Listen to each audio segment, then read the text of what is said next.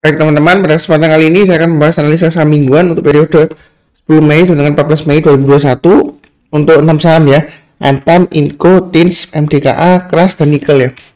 Jadi saya mulai dulu dengan Antam untuk grafik mingguannya ya. Kita lihat di sini Antam ya, dia sudah berhasil higher high, higher low, dan higher close ya. Dia ditutup di atas Fibonacci retracement 38,2% ya.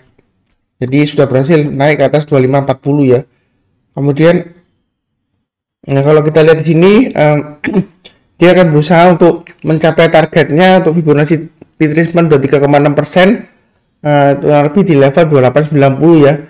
Jadi bagi yang sudah punya, saran saya pasang aja trailing stopnya di 2540 ya, kurang lebih di Fibonacci retracement 38,2%. Kalau turun banyak 2540, ada kemungkinan dia masuk lagi ke sideways areanya yang saya kotakin ini ya. Jadi ini adalah sideways area sebelumnya. Ini kurang lebih ada di range-nya 2090 sampai dengan 2520 ada kurang lebih ya.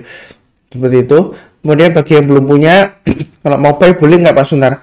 Sebenarnya kalau mau buy boleh saja ya.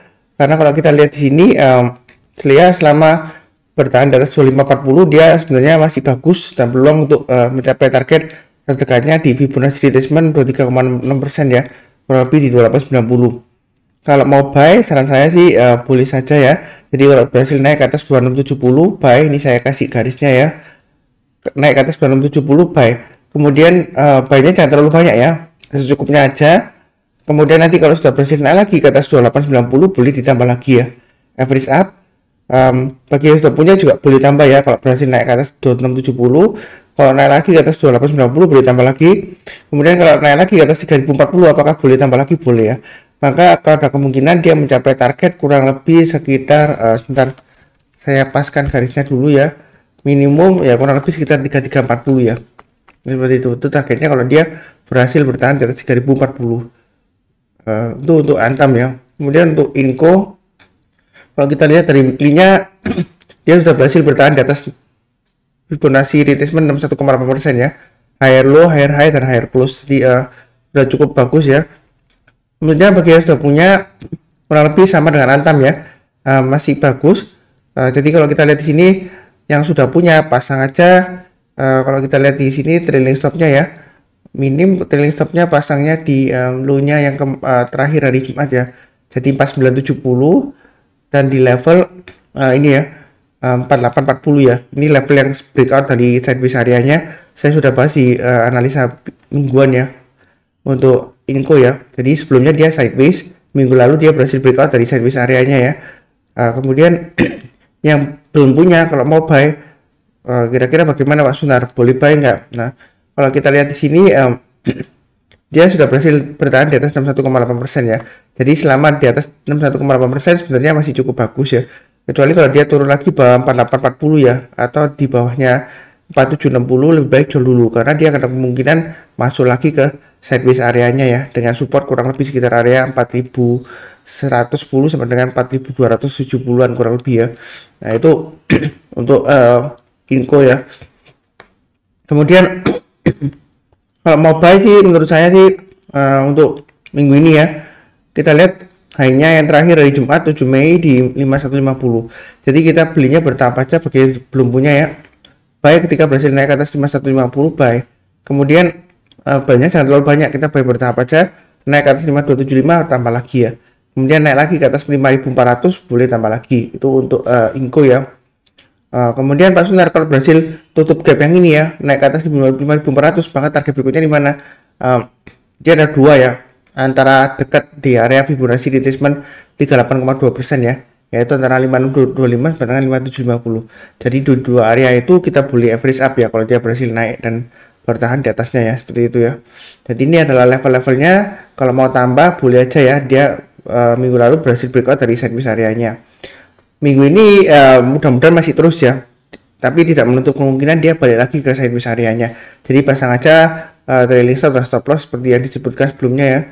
Yang belum punya ya buy-nya bertahap aja, mulai dari 5150. Kemudian di sini kita lihat 5275, 5400, 5625 dan 5750 itu untuk pembeliannya ya, harganya ya. Kemudian berikutnya untuk Tins, saya bahas dulu mengenai mingguannya. Dia juga bagus ya. dia berhasil breakout ke atas 38,2%, tapi sayangnya penutupannya di bawahnya Fibonacci retracement 38,2% ya. Kalau kita lihat di sini chartnya dia higher low, higher high, dan close-nya dia higher ya untuk tins ya. Tapi kalau kita lihat di sini terakhir dia koreksi ya. Jadi saya sudah sebutkan ini adalah level-level pembeliannya dan stop loss-nya atau trading stop-nya ya. Sudah saya sebutkan sebelumnya. Jadi kalau kita lihat di sini dia akan menguji 1770 ya. Bagi yang sudah punya, kalau turun bayarnya 1770 lebih baik jual dulu karena ada kemungkinan dia turun lagi ke 1650 dan testing ke service areanya yang di bawah ini ya. Kurang lebih sekitar 1480 sampai dengan 1650 ya servisnya ya. Jadi kalau turun banyak 1710 lebih baik jual dulu ya. Seperti itu. Kemudian Pak Sunar, kalau mau buy, saya buy-nya di mana gitu ya. Nah, ini ada patokannya ya, acuannya ya. Jadi 1915. Kalau mau buy, tunggu kalau berhasil naik atas 1915 ya. Atau 1925 ya. 1925 ini hanya di 6 Mei 2021 ya. Jadi kalau dia berhasil naik atasnya 1915 atau pilih yang 1925 ya, terserah yang mana, boleh buy. Kemudian target price dekatnya seperti saya sebutkan di analisa sebelumnya tetap di 2040 ya. Jadi kalau dia berhasil breakout dan bertahan di atasnya 2040, boleh tambah lagi ya. Maka berikutnya dia akan menguji 2180 di sini ya. Ini adalah swing high yang 9 Februarian ya 2021 lebih di 2180. Kalau dia berhasil naik ke atas 2180, maka ada kemungkinan dia capai target yang saya kotakin ini ya.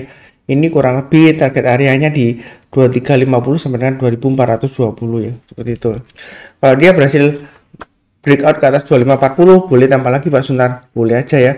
Kalau dia berhasil breakout ke atas 2540, maka targetnya di mana?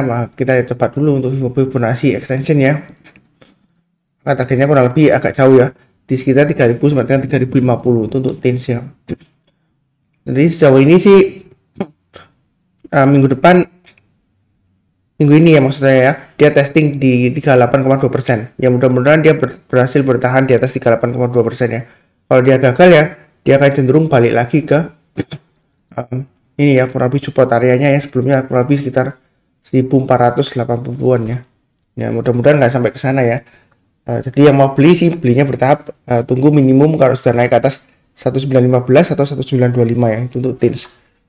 Kemudian untuk MDKA kalau kita lihat di mingguannya dia bagus ya, higher high, higher low, dan higher close. Nah, yang sudah beli pasang aja trailing stopnya di level 2620 ya. Ini sudah level-level yang saya garisin ini adalah yang sudah saya bahas sebelumnya ya, untuk pembelian kalau mau average up dan sebagainya ya. Jadi yang sudah punya ya pakai acuan yang sama ya.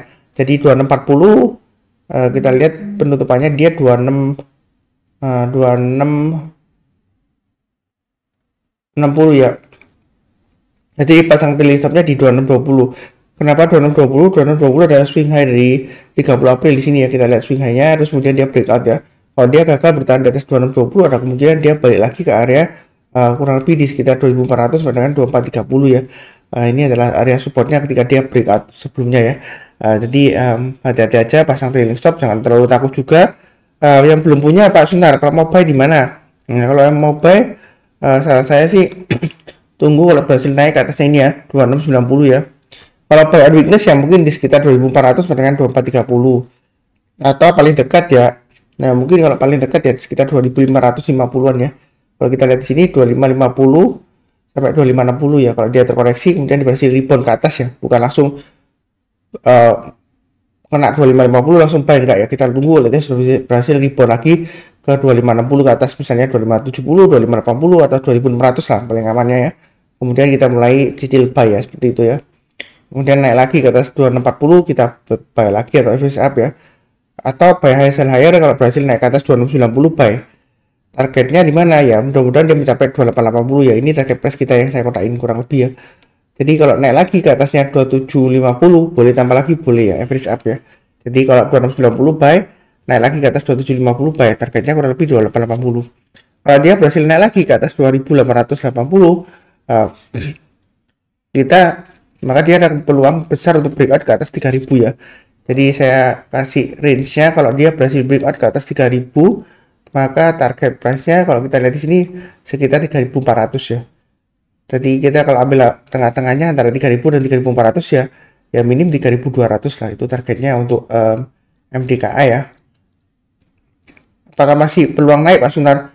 Sebenarnya saya sudah sebutkan sebelumnya ya, dia ini sideways-nya besar ya di sini ya. Dia naik turun naik turun naik turun terus itu naik ya. Ini kurang lebih sideways areanya secara garis besarnya ya. Jadi minggu ini dia akan berusaha untuk breakout naik ke atasnya 2660 ya. Seperti itu ya. Jadi belinya bertahap aja ya, jangan terlalu banyak ya. Karena kalau kita lihat di sini ini volumenya juga masih cenderung lesu ya. Makanya belinya bertahap aja, jangan terlalu agresif ya. Tapi jangan terlalu takut juga ya. Ya kita ikut aja sesuai dengan pergerakan harganya ya. Karena kecenderungannya uptrendnya sih ini kan sudah rebound ya. Ya dia peluang untuk breakout ke atas 3000 ada ya. Jadi belinya bertahap aja, jangan terlalu agresif ya, seperti itu. Kemudian keras. Kalau kita lihat di sini Krakatos Steel ya. Weekly-nya dia higher low dan higher high. Close-nya juga higher ya. Terus kemudian di sini terakhir penutupan cukup jelek ya, dia gagal untuk make higher high ya, malah dia ditutup merah ya, jadi dia gagal breakout ke atas 675 ya, ini high-nya yang sebelumnya, dan dia ditutup merah. Bagi yang sudah punya, saran saya sih pasang aja stop loss-nya atau trading stop-nya di 635 dan 615 ya. Kecenderungannya sih dia masih sideways ya, kurang lebih di area 615 dan 680 ya. Ini yang sebelumnya saya sudah bahas ya, maaf ya. Kalau naik ke atas 655 kan buy, kemudian naik lagi ke atas 680 buy. Itu berlaku juga bagi yang belum punya ya. Untuk minggu ini kalau dia berhasil naik lagi ke atas 655 boleh buy, naik lagi ke atas 680 boleh buy up lagi ya, tambah lagi ya. Kemudian kalau berhasil breakout ke atas 710 boleh tambah lagi, naik ke atas 750 boleh tambah lagi. Targetnya sih sekitar 805 ya, mudah-mudahan bisa tercapai ya. Sampai 85 lah, ini titik high-nya yang sebelumnya. Tapi minimum ya, ada kemungkinan kalau dia berhasil breakout di atasnya 680 dan bertahan di atasnya 680, maka targetnya adalah kurang lebih di 750 ya, ada kemungkinan bisa tercapai ya. Terus terang keras ini dia masih sideways ya. Sideways-nya sebenarnya sih cukup lebar ya, di antara 585 sampai dengan 710 ya, sideways-nya ya cukup lebar. Jadi kalau mau trading sideways-nya sih boleh-boleh saja ya, buy on weekly sekarang, tapi dengan catatan kalau turun di bawahnya 615 atau di bawahnya 585 ya maksimum ya, lebih baik jual dulu kalau turun di bawahnya itu ya. Itu untuk keras.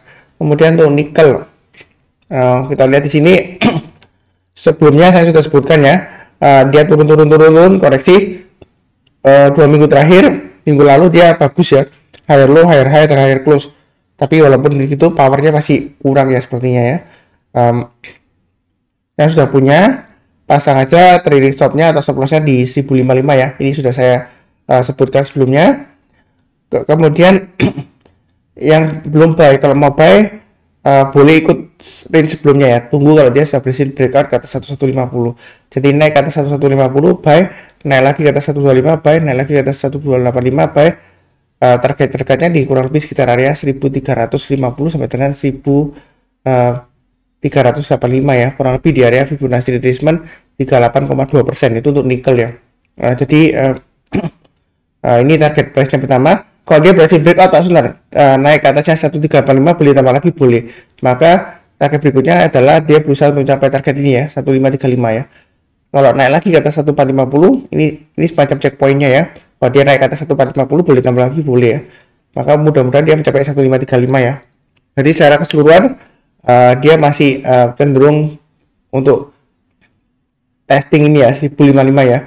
Jadi selama bertahan di atasnya 1055, saya rasa sih masih ada peluang untuk capai target kurang lebih sekitar 1350 sampai dengan 1385 ya. Ini area yang saya kotain untuk nikel. Ya, kira-kira sekian untuk analisa saham mingguan untuk 6 saham untuk periode 10 Mei 2021 sampai dengan 14 Mei 2021 untuk Antam, Inco, Tins, MDKA, Kras, dan Nikel. Terima kasih.